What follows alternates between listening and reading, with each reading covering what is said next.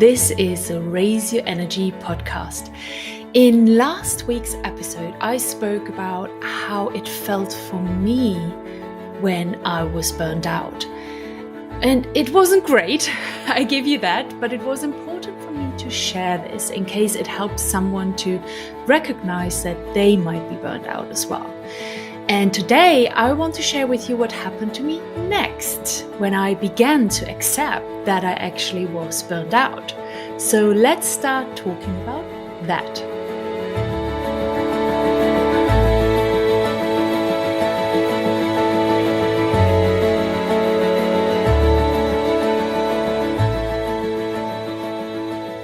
So I mentioned this already in last week's episode, but when asked how I ended up being actually burned out, I always answer that I have worked myself into my burnout probably for about 20 years. It's not something that I have just been doing for a few months or just a few years. It's the habits and the beliefs and these thought patterns that I had for most of my life, and especially as an adult. So the number one belief that kept me working myself into the ground was that my career is my number one priority. I identified myself through my job, the company I worked for, the friends that I made at work, and what I actually achieved in my career. So it never really mattered much to me about achieving something outside of work, in my personal life, in a hobby, or in sports. My personal life was kind of important to me, but it was not something that I really focused on or measured myself on. Looking back now at the last 20 years, it feels like I was on a constant downward spiral. And I kept moving my focus away from the middle, but more to one side. And this moving of my focus just created that huge imbalance in my life. And that side that I kept moving towards was, of course, work. And it was all about doing a good job and getting the next best position, the next promotion that will hopefully make me feel better about myself. Right? I did not really realize back then that I was searching for something to fill that hole inside of me, thinking that fulfillment at work alone would fix me. And one day I was again so upset with people at work and with the world around me that my husband actually sat me down and gave me an ultimatum. You either quit today or you go to the doctor and let yourself written off sick. And apparently that was the ultimatum that I needed. He tried to tell me before that he thought that I was burned out, but would I listen? No, of course not. But at that moment, I felt so much hopelessness and despair and resignation, and it all kind of hit me right at once.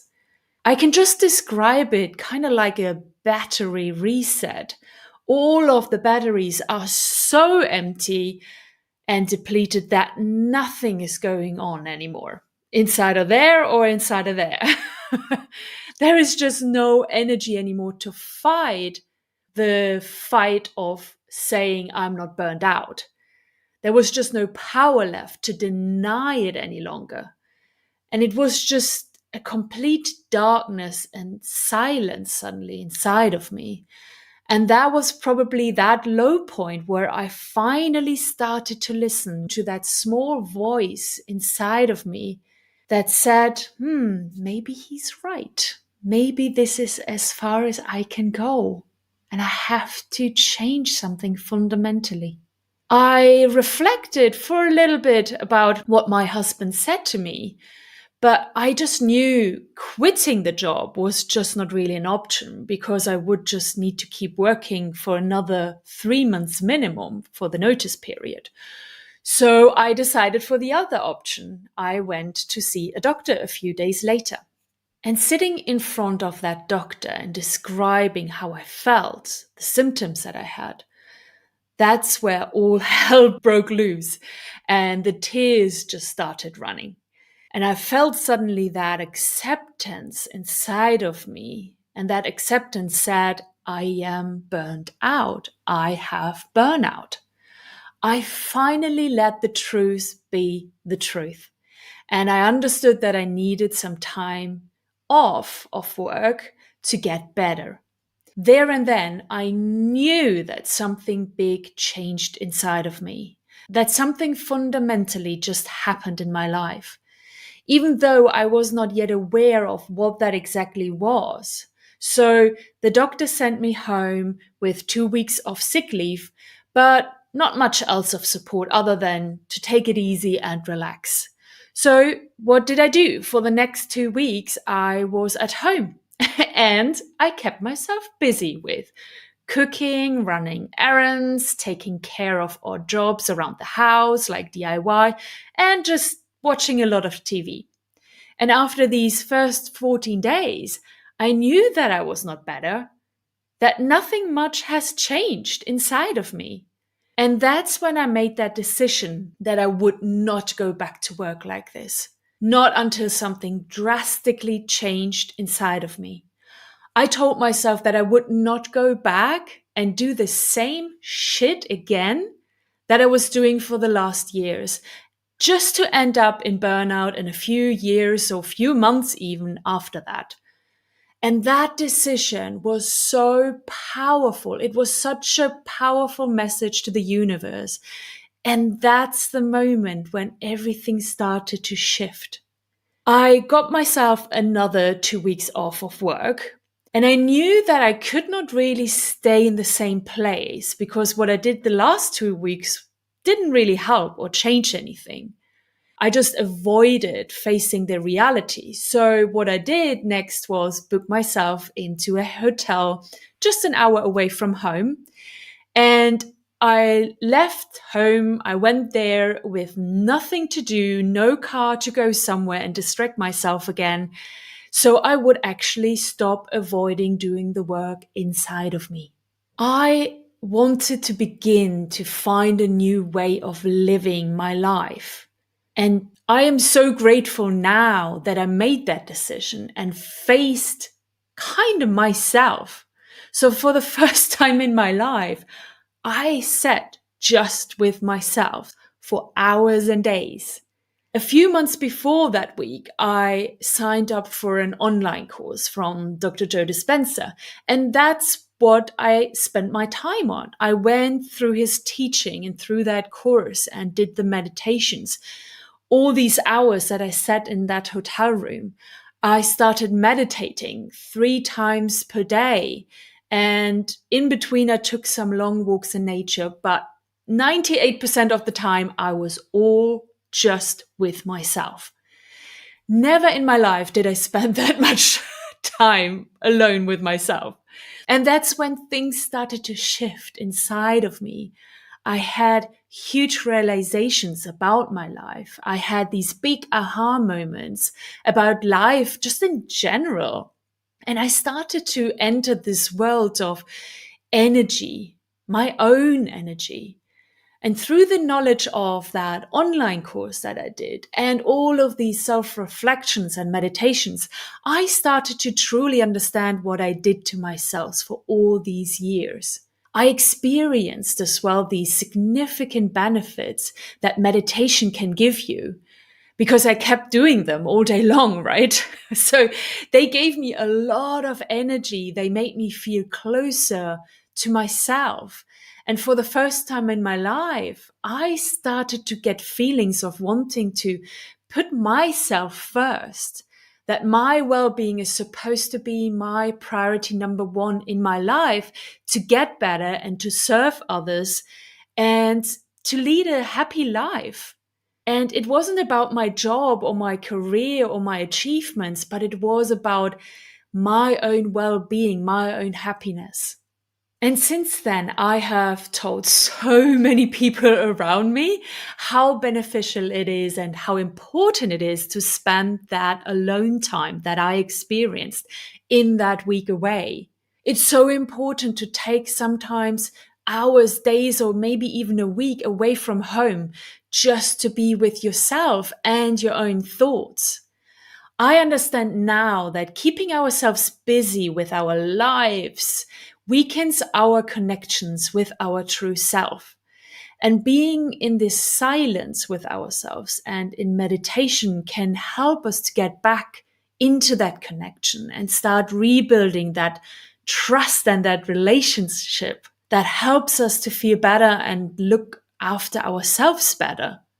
So when I returned home, I made sure to take some extra time, even after that week, to make sure that I was able to implement all of that I have learned and all of these good practices around meditation and self-reflection into my everyday life.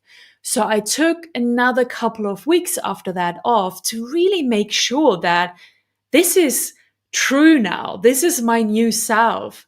And I'm actually putting myself first now. So I returned back after 6 weeks of being off work. And I started applying all of these learnings, all of these aha moments, all of these new insights that I had from that time away. And I can just say that after that, an amazing journey of recovery and adventures began. You know, burnout isn't just a small thing that you need to figure out how to get over.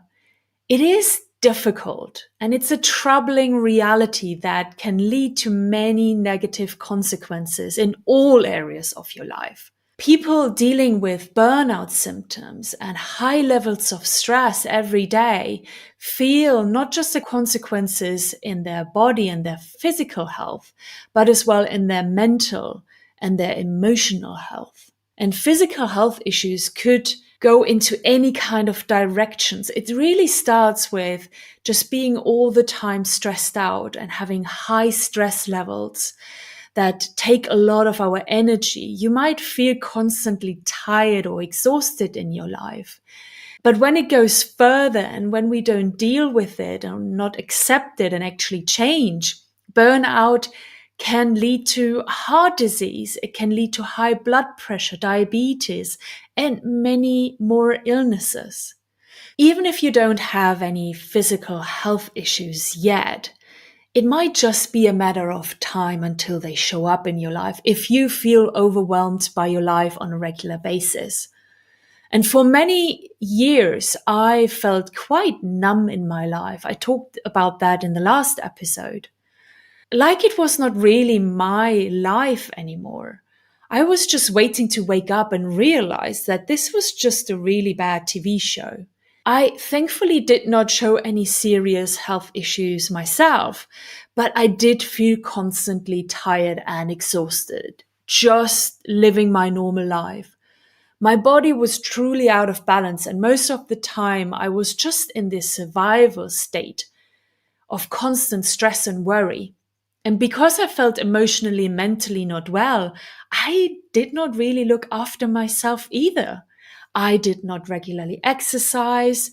And to be honest, I just stuffed myself with a lot of unhealthy comfort food and drank far too much alcohol just to numb these emotions and these ever-chatting worries in my head. I just needed my mind to shut up. At the end of another hard-working day, I did not want to look closer at what was truly happening. So who knows how I could have ended up if I would not have woken up from this state. Today, I am so immensely grateful that I did not have to go there. I did not have to experience the really bad consequences from these living in stress and burnout, like a heart attack or a stroke or cancer. I know that I was feeding my body every day a portion of poison. And that poison wasn't just the junk food and the alcohol. No, it was the emotions of stress, the chemicals of stress, of overwhelm and shame and guilt that I kept feeling on a constant basis. And they are poison too for our body. They are the real poison that lets you end up in the end in a hospital. So thank God I picked up that wake-up call and answered it. And to be really honest with you, I now accept a really kind of harsh truth that I would have never believed before. And that is that we create our burnout ourselves. Yes, there are lots of outside influences that gets you on that path towards burnout. All those overload of information, all of the demands that we have in our job and our family life, a lot of responsibilities, financial pressure, and so many more. And a society that has gotten us all to do more and more and more and pushing ourselves, driving us to need to have bigger careers and to have more money, to buy more and to have a particular job title. Otherwise, you are nobody. And still, with all of this going on in other people's lives, not everybody is burnt out. Not everybody is in the same boat as I have been, or you might even be in. So that shows that there is a huge factor that we play in this. So you might be asking me, how are we creating burnout for ourselves? There are many ways of how we're creating that through our thoughts, through our behaviors, through our habits, through our emotions that we keep feeling. We always shame ourselves if we don't do enough. We harshly criticize ourselves if we think we're just not meeting somebody's standards. We think that we're just not enough. We create a version of ourselves based on a set of values that we have. But who says that this set of values is a right one? We have collected them from somewhere through the length of our life and formed a personality around it. But these values can be work harder, or you're nobody, or put other people's needs first, or that we feel unworthy unless we have achieved everything we could ever dream of. I know that I have worked myself towards my burnout for most of my life. I know that I am responsible for this. Always needing to go for that better job, that better employer, the next higher salary. And I thought that that's what we're meant to do. That's what is going to make you happy in the end. But the happiness never came. I kept thinking if I even work harder and take on more responsibilities and more projects, then I will be happy.